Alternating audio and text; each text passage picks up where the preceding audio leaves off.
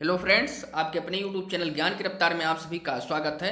आज हम केंद्र राज्य संबंध के बारे में जानेंगे, जिसमें संघ सूची, राज्य सूची एवं समवर्ती सूची की बात की गई है।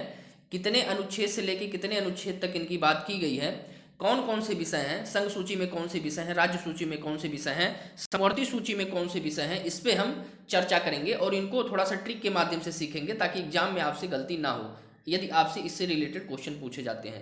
ये बहुत ही इंपॉर्टेंट टॉपिक है, तो इसको थोड़ा ध्यान से समझिएगा। इसके बाद हम कुछ इंपॉर्टेंट पॉइंट्स की बात करेंगे कि इसको किस अधिनियम के द्वारा लाया गया है और शिक्षा को कब समवर्ती सूची में शामिल किया गया, किस संविधान संशोधन में, वह संविधान संशोधन कौन सा था, इन सारी बातों पे हम डिस्कस करेंगे। और क्या न्यायपालिका को इसकी परिधि से बाहर रखा जाता है या नहीं रखा जाता, इन सारे पॉइंट्स पे आज हम बात करेंगे। तो यदि आपको इसका पीडीएफ चाहिए तो आप मेरे टेलीग्राम चैनल ज्ञान की रफ्तार विद धीरज पांडे पे जुड़ सकते हैं और वहां से इसका पीडीएफ प्राप्त कर सकते हैं। मैंने अपने टेलीग्राम चैनल का लिंक वीडियो के डिस्क्रिप्शन बॉक्स में दे दिया है, आप वहां पे जाके क्लिक करके मेरे टेलीग्राम चैनल से जुड़कर इसका पीडीएफ प्राप्त कर सकते हैं। तो चलिए वीडियो को हम स्टार्ट करते हैं। केंद्र राज्य संबंध। भारतीय संविधान के अनुच्छेद 245 से 263 में केंद्र राज्य संबंध को स्पष्ट किया गया है। किस अनुच्छेद में? 245 से लेकर 263 के बीच में। अब हम ये जानते हैं कि केंद्र और राज्यों के बीच वैधानिक शक्तियों का वितरण जो है वो किस अनुच्छेद में किया गया है, तो अनुच्छेद 248 में, संविधान की 7वीं अनुसूची में इसका जो वैधानिक शक्तियों का वितरण है वह दिया गया है। थोड़ा सा आगे हम बढ़ते हैं और ये जानते हैं कि केंद्रीय और राज्य की शक्तियों का बंटवारा कितने भागों में किया गया। तो भारतीय संविधान की 7वीं अनुसूची में केंद्रीय और राज्य की शक्तियों के बंटवारे से संबंधित 3 सूची दी गई हैं। वो 3 सूची कौन कौन सी हैं, ध्यान से समझिए आप लोग। संघ सूची, राज्य सूची और समवर्ती सूची। कुछ पॉइंट है, नीचे पढ़ते हैं इसको हम। औपचारिक रूप में और कानूनी दृष्टि से इन सूचियों की विषयों की संख्या वही बनी हुई है जो मूल संविधान में थी, औपचारिक रूप से। लेकिन अनौपचारिक रूप से परिवर्तन हुए हैं। राज्य सूची में कुछ जो विषय थे उनको समवर्ती सूची में डाला गया है, तो इस वजह से कुछ उलटफेर हुए हैं। संघ सूची में भी थोड़ी सी उलटफेर हुई है। तो जो नए वर्तमान समय में जो नए विषय हैं उन पे हम बात करेंगे कि वर्तमान समय में कितने विषय हैं और पहले कितने विषय थे। हम पहले बात करते हैं संघ सूची के बारे में। संघ सूची में उन विषयों को शामिल किया गया है जो राष्ट्रीय महत्व के हैं तथा जिन पर कानून बनाने का एकमात्र अधिकार केंद्रीय विधायिका अर्थात संसद को है। इसी को हम क्या कहते हैं? संघ सूची कहते हैं। जिनमें जो कानून बनता है वो विधायिका के माध्यम से संसद के द्वारा बनता है। इस सूची में इस समय कुल 100 विषय हैं और मूलतः यानी पहले कितने थे? 97 थे। इस समय कितने विषय हैं? 100 विषय हैं। इस बहुत ही इंपॉर्टेंट है, आप लोग इसको याद कर लीजिएगा। पहले कितने थे? 97 थे। अब उनमें से कुछ प्रमुख हैं, इन प्रमुख को हम देखते हैं।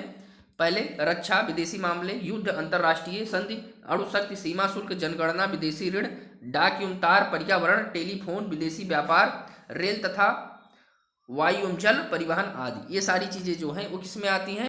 ये संघ सूची में आती हैं। अब देखिए रक्षा, थोड़ा सा इसको समझते हैं। रक्षा से रिलेटेड बात की जाए तो रक्षा की यदि बात की जाती है तो आपका व्यापक स्तर पे जो चीजें होती है ना उसको हम संघ सूची में रखे हुए हैं। विदेशी मामले कहाँ होगा? व्यापक स्तर की चीज है। युद्ध किससे होगा? विदेश युद्ध क्या होगा? दूसरे कंट्री से होगा, तो व्यापक स्तर की चीजें हुई। तो ये भी अंतर्राष्ट्रीय संधि, नाम से स्पष्ट है। अणुशक्ति, सीमा शुल्क मतलब दो अगर जो देशों के बीच सीमा शुल्क लग रहा है तो ये संघ सूची में ही आ गया। जनगणना व्यापक स्तर पर होता है। विदेशी ऋण हुआ, डाक एवं तार हुआ, प्रसारण, टेलीफोन, विदेशी व्यापार, ये भी व्यापक स्तर है। रेल तथा वायु एवं जल परिवहन, ये सारी चीजें व्यापक स्तर की चीजें हैं जिनको हम संघ सूची में रखे हैं। अब हम बात करते लेते हैं थोड़ा सा राज्य सूची की। इसमें उन विषयों को शामिल किया गया है जो स्थानीय महत्व के हैं तथा जिन पर कानून बनाने का एकमात्र अधिकार राज्य विधानमंडल को है, लेकिन कुछ विशेष परिस्थितियों में संसद भी कानून बना सकती है। इस सूची में शामिल विषयों की संख्या इस समय 61 है। मूलतः पहले यानी पहले कितनी थी? इसमें 66 थी। अब उसमें से कुछ जो इंपॉर्टेंट विषय हैं उसको हम देख लेते हैं। वर्तमान में कितने विषय हैं? 61 हैं। राज्य वाले में मूलतः कितने थे? 66 थे। इस बात को आप लोग ध्यान रखिएगा। लोक सेवा, कृषि, कारागार, भू राजस्व, लोक व्यवस्था, पुलिस, लोक स्वास्थ्य, स्थानीय सुशासन, क्रय विक्रय एवं सिंचाई आदि। अब इसमें देखिए, थोड़ा सा देख लीजिए। लोक वाली चीजें जो है जैसे लोक सेवा, लोक व्यवस्था और लोक स्वास्थ्य, तीनों में लोक दिया हुआ है तो आप इसको आराम से याद कर सकते हैं कि लोक स्वास्थ्य, लोक सेवा, लोक व्यवस्था। कृषि कहाँ पे होती है? भूमि पे होती है, तो कृषि से रिलेट करके आप भू राजस्व समझ सकते हैं, भूमि पे होती है। उसके बाद क्या होता है? कृषि की क्या करनी पड़ती है? सिंचाई करनी पड़ती है। तो ऐसे आप रिलेट कर सकते हैं कि कृषि कहाँ पे होती है? भू से होती है, भू राजस्व हो गया, इस प्रकार उसकी सिंचाई करनी पड़ती है। और जब फसल पैदा हो जाती है तो उसका हम क्या करते हैं? क्रय विक्रय करते हैं। तो ऐसे ट्रिक आप बना सकते हैं कि क्रय विक्रय भी कहाँ हो गया? उसमें किस में आ गया, राज्य सूची में आ गया। स्थानीय शासन की बात की जा रही है, तो राज्य क्या होते हैं, स्थानीय शासन को बढ़ावा देते हैं। इसके बाद अगर जो आप और थोड़ा सा समझना चाहें तो पुलिस जो होती है, पुलिस और कारागार, आप इन दोनों को रिलेट करके एक साथ याद कर सकते हैं कि पुलिस किसी को कहाँ ले जाती है, कारागार यानी जेल में ले जाती है। तो पुलिस राज्य सूची में है तो कारागार भी राज्य सूची में। इस प्रकार से आप इसको ट्रिक के माध्यम से याद कर सकते हैं। इसमें शामिल विषयों पर संसद तथा राज्य विधानमंडल दोनों द्वारा कानून बनाया जाता है। किसमें, समवर्ती सूची में। हम समवर्ती सूची की बात कर रहे हैं। और ये दोनों कानूनों में विरोध हो तो संसद द्वारा निर्मित कानून ही लागू होगा। इसमें इस समय विषय 52 विषय हैं। मूलतः कितने थे पहले, यानी 47 थे। वर्तमान में कितने हैं, 52 हैं। उनमें प्रमुख कौन कौन से हैं, तो राष्ट्रीय जलमार्ग। अब देखिए राष्ट्रीय जलमार्ग की यहाँ की बात हो रही है। ऊपर मैं आपको एक बार फिर से दिखा दूं कि आपका क्या था, राष्ट्रीय जलमार्ग की यदि बात की जाए तो वो आपका समवर्ती सूची में है, लेकिन जल परिवहन की बात की जाए तो आपका संघ सूची में आता है। राष्ट्रीय जलमार्ग, परिवार नियोजन, जनसंख्या नियंत्रण, समाचार पत्र, कारखाना, शिक्षा, वेरी वेरी मोस्ट इंपॉर्टेंट है। अक्सर पूछा जाता है कि शिक्षा किस सूची में शामिल किया गया है, बाद में। तो बाद में समवर्ती सूची में शामिल किया गया है किस संविधान संशोधन द्वारा, वो हम इंपॉर्टेंट पॉइंट्स में भी देख लेते हैं। आर्थिक तथा सामाजिक योजना और वन, ये सारी चीजें जो हैं वो समवर्ती सूची में आती हैं। अब हम थोड़ा सा नीचे चलते हैं, इंपॉर्टेंट पॉइंट्स पे देखते हैं।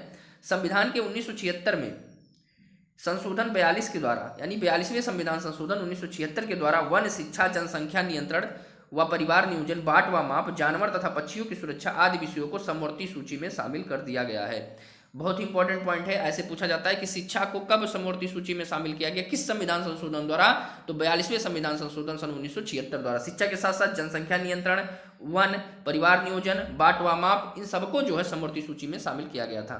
भारत में केंद्र राज्य संबंध संघवाद की ओर उन्मुख है और संघवाद की इस प्रणाली को कनाडा के संविधान से लिया गया है। आपको पता होना चाहिए कि भारत किसका संघ है, तो राज्यों का संघ है, जिससे संघवाद की ओर ये क्या होता है, उन्मुख होता है। तथा इसका जो संविधान, इस प्रणाली का जो संविधान है संघवाद का, वो कहाँ से लिया गया है, तो कनाडा से लिया गया है। इसको आप लोग याद रखिएगा और ध्यान दीजिएगा। भारतीय संविधान में केंद्र तथा राज्य के मध्य विधायी, प्रशासनिक तथा वित्तीय शक्तियों का विभाजन किया गया है, लेकिन न्यायपालिका को विभाजन की परिधि से बाहर रखा गया है। न्यायपालिका जो है वो चूंकि विधायिका और इसमें कार्यपालिका में क्या संबंध होता है, तो थोड़ा सा आप लोग इसको ध्यान से समझिए। विधायिका क्या करती है, विधायिका कानून को बनाती है, लेकिन कानून को लागू कौन करता है, कार्यपालिका। न्याय, तो विधायिका और कार्यपालिका एक दूसरे से संबंध रखते हैं, लेकिन न्यायपालिका थोड़ी सी अलग चीज होती है। इसमें विधायिका और कार्यपालिका में एक दूसरे का हस्तक्षेप होता है, लेकिन न्यायपालिका में ना तो विधायिका हस्तक्षेप कर सकती है और ना ही कार्यपालिका। इसको इस वजह से विभाजन की परिधि से बाहर रखा गया है। भारत के संविधान के केंद्र और राज्यों के बीच किए गए शक्तियों का विभाजन, अब केंद्र और राज्यों के बीच जो शक्तियों का विभाजन हुआ था वो किस अधिनियम के अंतर्गत हुआ था, तो भारत सरकार अधिनियम 1935 में उल्लिखित योजना पर आधारित है।